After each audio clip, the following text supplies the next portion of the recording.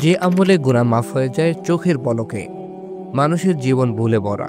প্রতিদিন আমরা ছোট বড় কত গুনাহ করে ফেলি, যার হিসাব হয়তো আমরা নিজেরাই জানি না। কিন্তু আল্লাহ তাআলা অসীম রহমতশীল।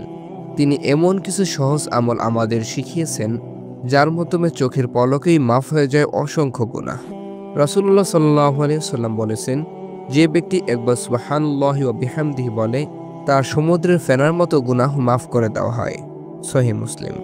অল্প কয়েক সেকেন্ড সময় লাগে, কিন্তু এর পুরস্কার পাহাড় সম। ভাবুন তো, একবার জবান নাড়ালেই অসীম গুনাহ মাফের দরজা খুলে যায়। আরেকটি সহজ আমল হলো সত্যিকারের তাওবা করা। আল্লাহ তাআলা কোরআনে প্রতিশ্রুতি দিয়েছেন, তোমরা যদি আন্তরিকভাবে তাওবা করো, আমি তোমাদের গুনাহসমূহ মাফ করে দেব। সূরা আত-তাহরিম। তাহলে আর দেরি কেন?